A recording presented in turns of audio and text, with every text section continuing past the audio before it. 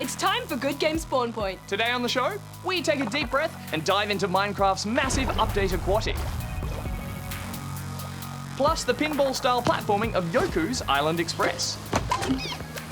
And I head to Melbourne for She Hacks Games, an all-women coding hackathon. There's hundreds of other girls who want to be in this industry just as much as you do and have the same passion, same love for video games.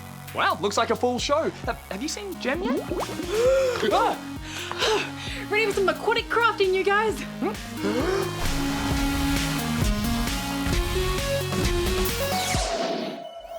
We've reviewed Minecraft a bunch of times here on GGSP as it's gone through its various versions, but they've just released the first phase of a big update called the Update Aquatic, adding in all sorts of wet and wonderful extras and activities. So we thought rather than just do another review, we'd dive in and share the 5 things we love about the update, as well as the 5 things we think it needs. So, coming in at number 5 of the things that we do love, the fish. No longer is old mate squid the only soul in the sea. The oceans and rivers are now teeming with fish, from salmon to cod to the absolutely adorable pufferfish.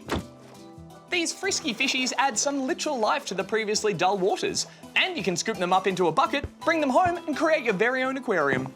And you won't even need to feed them. At number 4, we couldn't help but love all the new biomes. There are now a heap of different water places to explore, from warm tropical shores filled with bright, colourful coral to deep frozen abysses. These add some much-needed variety to all the underwater exploring you're going to want to do. No longer do we have to swim around the same drab blue oceans. Aptly taking the 3rd place on our list, it's the stick with not 1, not 2, but 3 spiky bits, the trident.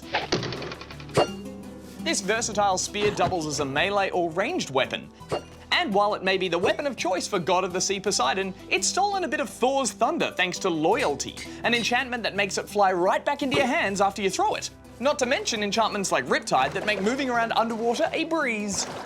Or should that be current? Either way, the trident is the perfect addition if you want to feel like the god or goddess of the sea. Coming in at number 2, treasure in ruins. What good are new biomes to explore if there's nothing to find there? That's why we love all the new things you can discover, from shipwrecks to underwater ruins, and even buried treasures you can find with new special treasure maps. Who doesn't love hunting for buried treasure, right? And at number 1 on our list of things we love about the new update, dolphins! As you sail wistfully across the waves, these playful pals will swim and leap around you, and it's not just to be cute either, although it totally is, but they actually give you a speed boost. Ah, thanks, dolphin buddies. Now that's the things that we did like, but like a hungry kraken, we always want to wrap our tentacles around some more. Yes, so here is our list of 5 things that we would like to see added to make a real splash. And at number 5, bigger and better boats. For an update all about the oceans, we would have liked to see boats get a bit of attention. Currently, these drab little boxes are fiddly to steer, boring to look at, and not much fun to use. We would have loved to see the ability to craft bigger boats, sailboats, or even speedboats. Imagine if you could even make a houseboat and live life on the open seas. Well, at number 4, we think they should have gone a step further and added submarines. If the name of your update is going to reference a classic submarine-based film, you should definitely put a submarine in the update. Admittedly, vehicles are something vanilla Minecraft doesn't see a lot of, but this could have been the perfect chance to give us something we really haven't seen before. Although now I think about it, I probably just miss playing Subnautica. Yeah, you do barely get any breath, which makes exploring underwater super annoying. So for number 3, we wish for scuba gear. I mean, sure, we could just use a potion of water breathing, and they are adding in a special building that will let you breathe underwater as long as you're near it. But who wants to mess about with all that when you could just make a cool scuba helmet or a set of armor that doubles as one of those old school diving suits? Indeed. But for our number 2 suggestion, we would have loved if they made the fishing better. With all those fish in the sea now, it would have been great to see the fishing get a complete overhaul. It's so basic and boring at the moment, and would have been great to see it get fully fleshed out. Oh, I'd just love to find that perfect fishing spot and spend the afternoon casting out my line. Ah, yes. Well, at number 1 of our list of wishes, aquatic companions. From cats, dogs, and horses, there's plenty of tameable animals in Minecraft. So why can't we tame dolphins, for instance? They're one of the most trainable and intelligent creatures there is. A trained dolphin could always be by your side in the water, willing to give you a ride and catch fish with you. How cool would that be? What would you call your dolphins? Ooh, Dolly if it's a girl and Finn if it's a boy. So what you did there. What? Anyway, those are 5 things we loved and 5 things we'd love to see in the update Aquatic. If you want to catch any of our previous reviews of Minecraft, you can do so online. And while you're there, why not leave us a comment about what you're enjoying in the new update? I think I'd call mine Bob. Bob the dolphin. He bobs along. He doesn't talk. Okay, it's time to dig deep and scoop up this week's Game Scoopins. First up, some news for the future of PlayStation. Sony Interactive boss John Kodera said recently that the PS4 is entering the final stage of its life cycle. Despite this, he says we won't see the PS5 for about another 3 years. It was also revealed that support for PlayStation VR was growing, but overall, performance was still below expectation. Plus, Kodera confirmed that PlayStation is still exploring the many options of portable gaming, although physical games for the Vita have been discontinued. Could this mean a PlayStation rival for the Switch? Only time will tell. Next up, and the US Olympics will host its first ever Xbox video game tournament, with 8 teams competing in Forza Motorsport 7. The Special Olympics Games is a sporting event for athletes with intellectual disabilities, and the introduction of a Forza Motorsport competition will extend the arena to gamers for the first time. The competing teams emerged from qualifier events held last month and are made up of 1 member with an intellectual disability and 1 without. Another step towards greater inclusivity in gaming, as well as another example of a major sporting event giving a tip of the hat or a rev of the engine to video games. Moving on, and Nintendo has banned certain users from online services for allegedly hacking into their Switch's operating system. The users in question, many of whom were active on what's known as the Nintendo Switch homebrew community, have had their access to the eShop, online gaming features, social media sharing, and adding friends restricted, apparently for violating their end-user licensing agreement. Some say this sketchy Switch behaviour deserves the ban. Perhaps if you can't hack the heat, stay out of the console. Don't know what that means, just don't hack your consoles, guys. This week we've got the scoopiest extra scoop since last time. It's some early Pokemon designs that never made it into the game. One of the game's designers, James Turner of Game Freak, posted the early concepts, which came from a manga about the life of the founder of Game Freak. This led to some fans creating their own designs based on the sketches. Very imaginative. Well, that's the scoop for this week. If you've found something you think might make a good extra scoop, then let us know here, and we'll give it a shout out. Ever heard of a game jam? It's not a sweet spread for your toast made out of games. I sure learned that the hard way. A game jam or hackathon is when teams of developers come together to create a game in just a short span of time. Today, I'm here at a pretty special game jam because it just so happens to be Australia's first all-girl hackathon, She Hacks Games. Let's get jamming.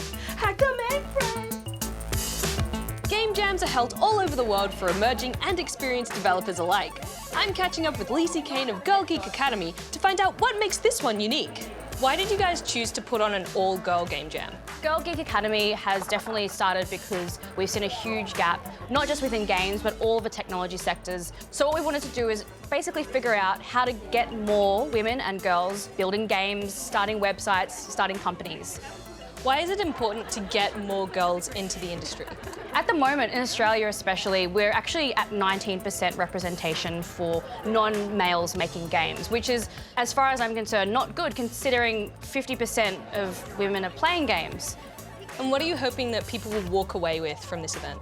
I think they'll walk away with a relatively broken game. Like, I don't expect them to have a finished product, but I think they'll walk away with a sense of accomplishment and they can go, I made that. I put that sprite in, or I programmed that AI to do this. They'll have something that they learnt, and also I'm really hoping they've walked away with some new friends. There are 14 teams here at the Jam, and they're each making a game in just 2 days. Let's go meet one of them. Hello, what's your team called? Hi, we're team Everything Will Be Fine. Will everything be fine? Yes. Like 100%.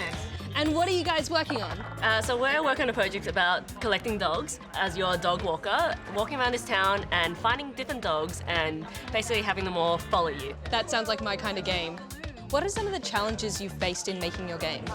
Well, we've got a very short amount of time and you can see here we've had like a lot of ideas about what we wanted to do, and as we start to, narrow down the theme, narrow down the kinds of mechanics and outcomes we want for the game, we've had to kind of converge our ideas. We've also all sort of swapped roles from what we normally do. So we're all sort of teaching each other things and learning along the way. So I've got a dog at home named Boatmeal, whom I love. Do you think you could put him in the game? Yeah, absolutely, I can do that. He is a little sausage prince, yes. Creating a game in just a weekend, including a digital Boatmeal, seems like a real challenge. But the teams aren't in it alone. They have the support of industry mentors to help them through. So we've got programmers, designers, artists, and mentors. But what about the next generation? Well, they're here too. Another part of She Hacks Games is a pop-up workshop for high school girls. Hello. So you did the workshop today. What was involved? What was involved is that we first started off with a tour of the game studio. Then we partook in a game mechanics course where we started learning about game mechanics and how they work. So do you think that you want to make games as a career in the future? Yeah, possibly. Like, I would like to be a game software engineer, maybe. I absolutely love coding and stuff like that. Whenever I do it, I thrive with it. It's really my passion and is something that I do want to dive into and do. And what was your experience of getting to do this workshop with just a bunch of other girls? You get to learn that you're not the only one, because if you're in like certain school environments, it might seem like you're the only one interested. But going to these events tells you that there's hundreds of other girls who want to be in this industry just as much as you do and have the same passion, same love for video games. I look forward to playing all the games that you guys are going to create in the coming years. Yeah. Right? Yeah. Meanwhile, the Game Jam teams are approaching the finish line. It's crunch time. I need you to copy faster. Don't even. Okay, everyone, time's up! Oh my god. All right, so you're all finished now. How did you go? We made a game. Yeah? We did make a game. It runs. And how do you guys feel about the experience? There were a lot of ups and downs, mostly unexpected things happening that were very hilarious. Well, I think humour plays a big part of it, right? So we just get like hysterically funny during moments of terrifying stress. So I think that sums up Game Jam. Can I have a play? Sure. Yeah. It's amazing to see what's been achieved in such a short amount of time, and to see Boatmeal's video game debut.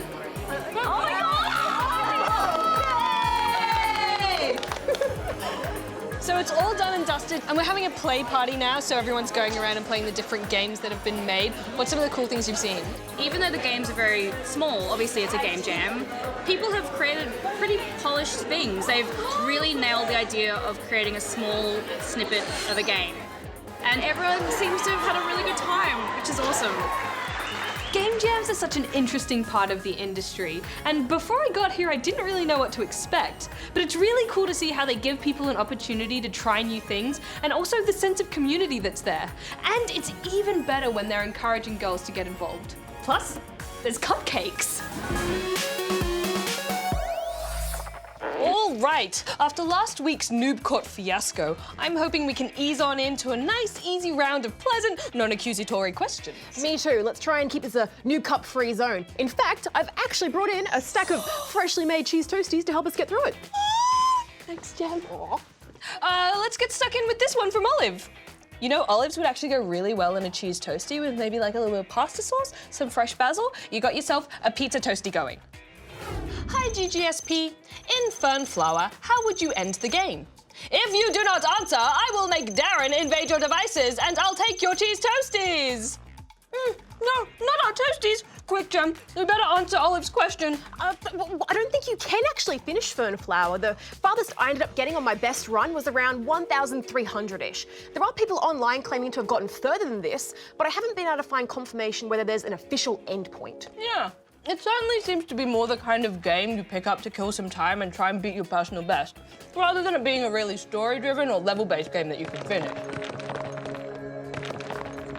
Yeah, I think you might be right. Okay, so for now, our precious cheese toasties are safe and delicious. So let's move on to this video question from Max. Hi there, GGSP, and I have 2 questions for you today. Number 1, do you have any news on Kingdom Hearts 3? Number 2, why don't you do t-shirts for video questions anymore? Bye. Thanks, Max. Well, to your first question about Kingdom Hearts 3 news, it sure has been a long time coming, but I dare say it seems like we may actually be getting closer to the actual release of the next installment of this popular RPG series. Indeed. Over the past few years, we've seen itty-bitty little crumbs of info in the form of teaser trailers and such. But more recently, some media outlets in the US were actually given the opportunity of some hands-on play with the game. The feedback has been generally positive, giving the impression that the game will be a true evolution.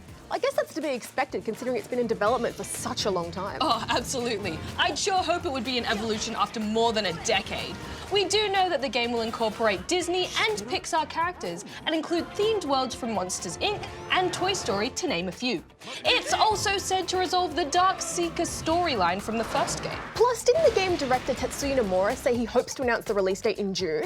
So maybe E3 will perhaps shed some light and provide an official release date, unless they announce it before. So keep an eye out for that. Square Enix did announce the game would be playable at E3 too. As for why we don't do t-shirts for video questions anymore, well, unfortunately, the simple answer is we've run out of shirts to give away. Oh my, so we're shirtless? Well, I wouldn't put it quite like that. We just don't have enough left to be able to give one to everyone that sends a question in.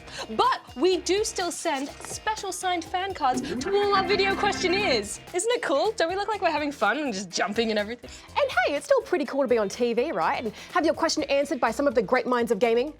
That's us. Moving on, we have a question from Greg in German Perth. German Perth? I'm bad at geography.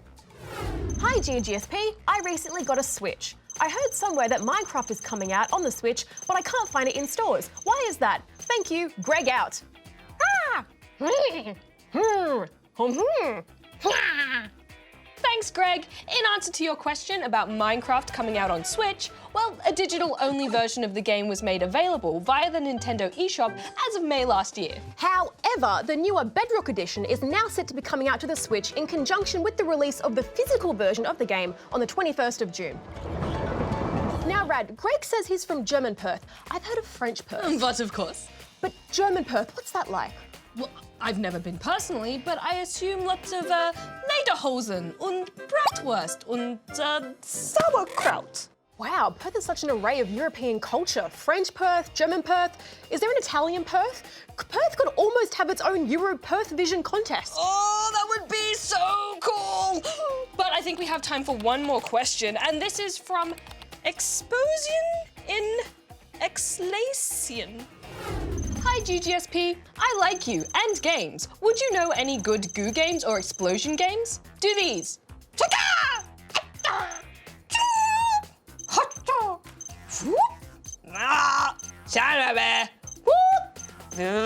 And Duran, do these. Oh, let's get Darren on the phone for those. Guten Tag. Hey Darren, quick, it's emoji time. Oh, I-R-W-R-I-R-S-R-H-R. Ho, ho, ho, ho, ho, ho.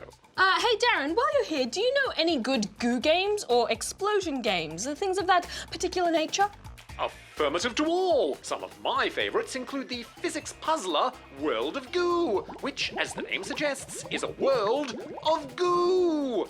There's also the slime-slinging fun of Slime Rancher and some squishy co-op platforming in Putty Pals. And, of course, slimes pop up in places like Terraria and Minecraft. But that's really in more of a supporting role. Oh, even the ink in Splatoon is a bit gooey, don't you think, Darren? Affirmative. Though technically, I believe it is ink, and it looks quite a lot like paint. Let's just say it's on the gooiness spectrum. As for explosions, again, this is also a feature of loads of games. For example, in Minecraft, you can use TNT to explode things. Oh my head, Liz! Oh my gosh, it got you! What is happening? And creepers are known for their explosive nature. Also, in the classic game Lemmings, you can delegate some lemmings the specific task to explode. I also like the explosions in the Worms games. But exploding is a prominent feature of games like Explosion Man and Ms.Splosion Man, as their name suggests. Oh, thanks, Darren. Or should I say Dankeschön? Oh, auf Wiedersehen. Bye, Darren. I didn't know you spoke German Perthian. Neither did I. On that note, we're out of time. If you want to see your question on GGSP, why not record your face saying the question and send it through to us here. There's a lot to choose from if you're a Goo fan or a fan of explosions, isn't there? What about exploding goo? Oh, let's not go there. Goo there! Good one. Guten Tag. Yoku's Island Express is a platforming game with a whole lot of heart and a bit of a gameplay twist. It turns a beautiful tropical paradise into a giant island-sized pinball machine. You play as Yoku, the island's foremost dung beetle who has recently landed a job in the postal service. But as important as the prompt delivery of mail is, you've got larger concerns. Well, that tends to happen when there's a god slayer about. The beautiful island of Mokumana is in peril as a mysterious god slayer has attacked an ancient deity and left him badly injured. So you need to find a way to help him and deliver the mail at the same time. Yoku is always tethered to a large ball that you can push and pull around, or use to fling yourself about various pinball arenas. So if he's a dung beetle, does that mean his ball is... No, surely not. Well, I mean, he is a dung beetle. If it's not the right colour. Yeah, but does it really matter? I mean, if that's the thing that... different colour. The arenas are also used in boss fights, which can turn into multi-ball madness. Rad, we see pinball mechanics used so rarely in video games these days, and I've never seen them used this creatively and on such a large scale. There's little lights and spinny bits everywhere that you need to hit in order to unlock a new area or release a whole bunch of fruit for you to collect. And it's very satisfying when a bounty of fruit hits the playing field. Delicious fruit, nature's candy. Now, Goose, I've always loved playing pinball when I get the chance, and I know those old machines have parts you have to hit in a particular order to trigger stuff, and it's always been a little bit confusing to me. Unfortunately, I think some of that confusion carries over to Yoku. But thankfully, there's usually at least one clear objective that I can play to, and just let everything else sort of happen around me. But I will say that doesn't always make for the most satisfying gameplay. I didn't mind that as much as how tricky I found it to hit the ball in exactly the right place. I found myself spending ages on some parts, just staring at the pathway I was trying to reach. I just want to go there! Just go! No! I just want the ball to go there! Well, some victories are hard won, Goose. I do think it's cool how the flippers light up depending on where the ball is touching them, to help you time your hits. It's a really nice, precise detail, although I don't think it actually helped me at all. Yeah, me neither. I really love this game's sense of humour, though. It's super cute. Like the way Yoku uses a party blower to get people's attention. I liked the puns. You know you're in for a good game when the pterodactyl postmaster's name is Posterdactyl. Rad, you do enjoy a good pun. And indeed, the puns do punctuate the pleasure of the preposterous personalities in this pinballing platformer. I like alliteration. What about assonance? The island is populated with all manner of colourful characters, whose imaginative design really enriches the experience. They each feel like they have whole lives and purpose that exist beyond your interactions with them, which is important for making the world feel real. Absolutely. There's also a good variety of different areas to explore. Your journey will take you from sunny beaches, to snow-capped mountains, to deep underground. I don't know how they managed to make each area feel expansive, and yet it doesn't take you very much time to travel somewhere completely different. Yeah, it's a wonderfully designed world, and I think that's the crux of this whole game. It's all been carefully considered. Indeed, Goose. The map is made up of connected areas, and just like in the wonderful game Ori and the Blind Forest, you'll be prevented from reaching new areas until you gain new abilities, such as a fish tail that lets you dive underwater. Ooh, splash. New mechanics are fed at the right pace to keep you motivated to explore new areas for hidden treasure. And speaking of treasure, the island is full of it. There's all manner of collectibles and upgrades which progress the story or just help you on your journey. There's such a great balance of mystery and fun that it's hard to not feel delighted. I agree. It's quite a bold decision to design a game around a mechanic like pinball, but I think that gamble really pays off. I had such a nice time with this game. I'm giving it 4.5 out of 5 rubber chickens. Yoku's Island Express is bursting with charm. I just found the pinball mechanic a little bit tedious at times, but I do respect how pure it felt. I'm giving it 4 out of 5 rubber chickens. Who knew being a dung beetle could be so exciting? Nah, it's a roller coaster of emotions. Next week on GGSP, we'll be reviewing the crafty tower defense of PixelJunk Monsters 2, plus the cinematic anime-style adventure of Forgotten Anne. On top of that, I'm going to show you how to cosplay, and we'll have all the news from E3. In the meantime, don't forget to check us out online. We've got live streams every Friday, first impressions of new games, and so much more. Come and join the fun! Until then, rat out. Goose out. Gem out.